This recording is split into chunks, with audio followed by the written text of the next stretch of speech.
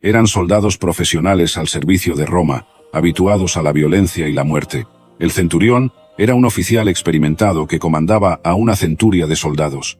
Para llegar a tal rango, seguramente había presenciado innumerables batallas y ejecuciones. Para sus hombres, crucificar criminales era rutina. Conocían la ciencia de la tortura y de la muerte lenta. Sin embargo, hubo algo diferente en esta crucifixión. La manera en que Jesús se comportó en la cruz no correspondía al patrón habitual. No hubo maldiciones contra los verdugos, ni súplicas desesperadas, ni la resistencia típica hasta el último aliento. En cambio, Jesús perdonó a sus ejecutores, consoló al malhechor moribundo a su lado, y se preocupó por su madre. Después, llegaron las señales, las tinieblas inexplicables al mediodía, el terremoto en el instante exacto de su muerte, y las rocas que se partían a su alrededor.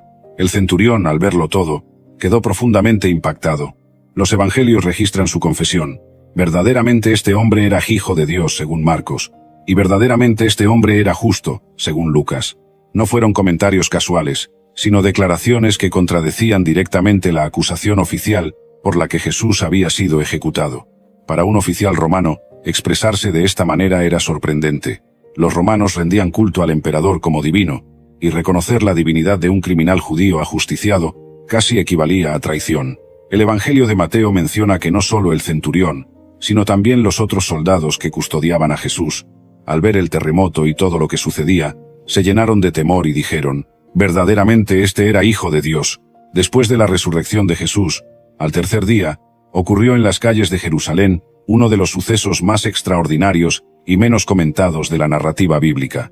El evangelista Mateo relata que muchos cuerpos de santos que habían muerto resucitaron, y saliendo de los sepulcros tras la resurrección de Jesús, entraron en la ciudad santa y se aparecieron a muchos. El efecto que esto tuvo en la población de Jerusalén debió ser indescriptible. La ciudad ya estaba revolucionada con los rumores acerca del sepulcro vacío de Jesús. Los líderes religiosos se afanaban por controlar la versión de los hechos, difundiendo la historia de que los discípulos habían robado el cuerpo durante la noche. Y entonces, como desafiando todo intento de negar la resurrección, personas fallecidas hacía tiempo empezaron a aparecer por la ciudad. No eran apariciones fantasmales o visiones etéreas, sino seres físicos reconocibles que habían recibido sepultura completa y ahora caminaban otra vez entre los vivos. El texto bíblico no nos proporciona detalles sobre quiénes eran esos santos. No sabemos sus nombres, cuántos eran, ni cuánto tiempo habían estado muertos. Tal vez se trataba de profetas cuyas palabras fueron ignoradas, justos que habían sido perseguidos, o fieles que mantuvieron la esperanza mesiánica en tiempos difíciles. Un hombre de Jerusalén podría haber recibido la visita de su padre amado, a quien había enterrado hacía años, o una mujer contemplado a su hijo, cuya muerte había llorado, apareciendo en la puerta de su casa. ¿Cómo es posible? ¿Qué significa todo esto? Serían las preguntas en todos los labios. Estos santos resucitados eran un testimonio vivo del poder de Cristo sobre la muerte. No aparecieron al azar, sino que entraron en la ciudad y se aparecieron a muchos.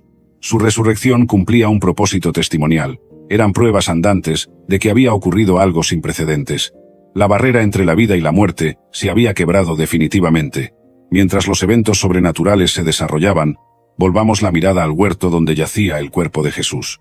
José de Arimatea, un miembro del consejo y seguidor secreto de Jesús, obtuvo permiso de Pilato para bajar el cuerpo de la cruz y colocarlo en su sepulcro nuevo, excavado en la roca. Los principales sacerdotes y fariseos, recordando las palabras de Jesús sobre resucitar al tercer día, fueron a Pilato al día siguiente. «Señor», le dijeron, «recordamos que aquel engañador, mientras vivía, dijo, después de 3 días resucitaré. Ordena pues que el sepulcro se asegure bien hasta el tercer día, no sea que vengan sus discípulos de noche y lo roben, y digan al pueblo, ha resucitado de entre los muertos». Pilato les concedió una guardia de soldados romanos, profesionales cuya vida dependía de cumplir órdenes.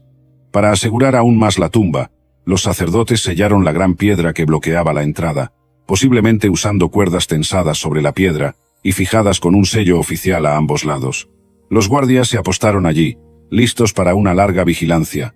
Tal vez conversaron sobre los hechos extraños que habían presenciado, las tinieblas inexplicables, el terremoto. Algunos pudieron haber estado presentes en la crucifixión y oído el testimonio del centurión.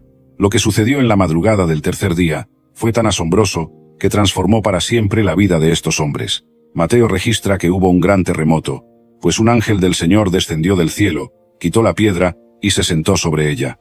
Su aspecto era como un relámpago, y su vestidura blanca como la nieve. Los guardias, hombres habituados a la vida militar, temblaron de miedo y se quedaron como muertos. Cuando recobraron los sentidos, hallaron el sepulcro abierto y vacío. Para un soldado romano, fallar en su misión podía significar la muerte. Llenos de pánico, corrieron a la ciudad para contar a los principales sacerdotes lo que había ocurrido. Estos, tras deliberar, ofrecieron a los soldados una gran suma de dinero para difundir una historia falsa. Decid que sus discípulos vinieron de noche y lo hurtaron mientras dormíamos. Era el comienzo de la mañana del primer día de la semana, aún oscuro, cuando María Magdalena, María la madre de Santiago y Salomé, salieron en dirección a la tumba de Jesús. Estas mujeres habían seguido fielmente a Jesús durante su ministerio. Habían permanecido al pie de la cruz, cuando muchos discípulos huyeron con miedo. En el camino conversaban preocupadas. ¿Quién nos removerá la piedra de la entrada del sepulcro? Sabían que una enorme piedra circular había sido rodada para sellar la tumba, demasiado pesada para que ellas pudieran moverla. Cuando llegaron al huerto, el sol empezaba a iluminar el horizonte. Para su sorpresa, vieron que la gran piedra ya estaba removida.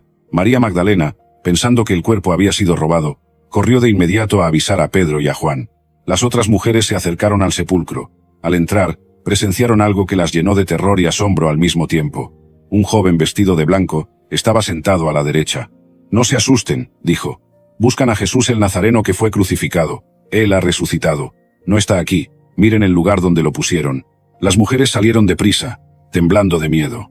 El evangelista Marcos relata que al principio no dijeron nada a nadie, porque tenían temor. Cuando finalmente se lo contaron a los 11 apóstoles, sus palabras les parecieron un delirio, y no las creyeron. Este detalle es significativo. Si los evangelistas hubieran estado inventando una historia para promover la fe en la resurrección, difícilmente habrían escogido a mujeres como las primeras testigos. En la cultura judía de la época, el testimonio femenino no era admitido en los tribunales. María Magdalena había llegado, agitada y emocionada, a la casa donde estaban Pedro y Juan. «Se han elevado al Señor del sepulcro, y no sabemos dónde lo han puesto», exclamó. Los dos discípulos se miraron, asimilando la noticia inquietante. Sin mediar más palabras, ambos salieron corriendo hacia el huerto. Juan, más joven, corrió más rápido, y llegó primero al sepulcro. Desde allí pudo ver las vendas de lino cuidadosamente dobladas, pero el cuerpo no estaba. Pedro entró de inmediato en la tumba, y vio las vendas colocadas de manera ordenada. No había señales de apuro, como cabría esperar si el cuerpo hubiera sido robado. María Magdalena se quedó afuera junto al sepulcro llorando. En su pena se inclinó para mirar dentro, y tuvo una visión asombrosa. 2 ángeles con vestiduras blancas sentados, donde había estado el cuerpo de Jesús. «Mujer, ¿por qué lloras?», le preguntaron. «Porque se han elevado a mi Señor, y no sé dónde lo han puesto», respondió ella. Al volverse, vio a Jesús de pie, pero no lo reconoció. Creyendo que era el jardinero, escuchó la misma pregunta. «Mujer, ¿por qué lloras? ¿A quién buscas?». Sin reconocerlo aún, María le suplicó. «Señor, si tú te lo llevaste, dime dónde lo has puesto, y yo lo recogeré». Entonces Jesús pronunció solamente su nombre. «María». Con esa sola palabra dicha con la voz familiar, sus ojos se abrieron. «Raboni», exclamó ella, que significa maestro. Así María Magdalena se convirtió en la primera persona en ver al Cristo resucitado, y recibió de él la primera comisión apostólica. «Ve a mis hermanos y diles, subo a mi Padre y Padre de ustedes, a mi Dios y Dios de ustedes». Ese mismo día, 2 discípulos caminaban desde Jerusalén hacia Emaús. Mientras andaban, conversaban intensamente sobre los eventos extraordinarios, la condena y crucifixión de Jesús, las señales sobrenaturales durante su muerte, el relato de las mujeres sobre la tumba vacía. Un forastero se les unió en el camino. Era Jesús, pero sus ojos estaban velados para que no lo reconocieran. «¿De qué platican mientras caminan?», les preguntó. Ellos se detuvieron con semblante triste. «¿Eres tú el único forastero en Jerusalén que no sabe lo que ha pasado estos días?», respondió Cleofas sorprendido. Le contaron todo sobre Jesús de Nazaret, cómo había sido entregado para ser crucificado. «Nosotros esperábamos que él fuera quien redimiría a Israel», confesaron. Jesús los escuchó con paciencia, y luego replicó: «Insensatos y tardos de corazón para creer todo lo que dijeron los profetas. ¿No era necesario que el Cristo padeciera estas cosas y entrara en su gloria?». Y empezando por Moisés y todos los profetas, les explicó lo que las Escrituras decían acerca de él. Al acercarse a Emaús, Jesús hizo ademán de seguir su camino, Pero ellos le insistieron: «Quédate con nosotros, porque se hace tarde». Cuando estaban a la mesa, Jesús tomó el pan, lo bendijo, lo partió y se los dio. Al instante, sus ojos se abrieron y lo reconocieron, pero él desapareció de su vista. ¿No ardía nuestro corazón cuando nos hablaba en el camino?, se dijeron uno al otro. Aún siendo tarde, se pusieron en marcha de regreso a Jerusalén. Hallaron a los 11 apóstoles reunidos, emocionados con la noticia: «El Señor ha resucitado de veras y se ha aparecido a Simón». Mientras comentaban estos hechos, reunidos a puerta cerrada por temor, algo inesperado sucedió. De pronto, Jesús apareció en medio de ellos y dijo: «Paz a ustedes». Se asustaron y atemorizaron, pensando que veían un espíritu. Jesús, percibiendo su espanto, les preguntó: «¿Por qué se turban? ¿Por qué surgen dudas en su corazón? Miren mis manos y mis pies, que soy yo mismo. Palpen y vean. Un espíritu no tiene carne ni huesos, como ven que yo tengo». Para disipar toda duda, les preguntó: «¿Tienen algo de comer?». Le dieron un pedazo de pescado asado. Él lo tomó y comió en presencia de ellos, demostrando que poseía un cuerpo físico capaz de ingerir alimentos. Después, les abrió el entendimiento para que comprendieran las Escrituras, explicándoles cómo todo lo escrito en la ley, los profetas y los salmos acerca de él, debía cumplirse. Concluyó diciendo: «Ustedes son testigos de estas cosas». Los sucesos extraordinarios que siguieron a la muerte de Jesús sentaron las bases de la fe cristiana. El pequeño grupo que parecía derrotado tras la crucifixión se convirtió en una fuerza dinámica que transformaría el mundo. Fortalecidos por el encuentro con el Cristo resucitado y capacitados por el Espíritu Santo, salieron para cumplir la gran comisión. La muerte de Jesús no fue el fin de la historia, sino el inicio de un nuevo capítulo en la relación entre Dios y la humanidad. Los 7 acontecimientos asombrosos confirmaron que quien había muerto era verdaderamente el Hijo de Dios, y que su sacrificio había abierto el camino de salvación para toda la humanidad.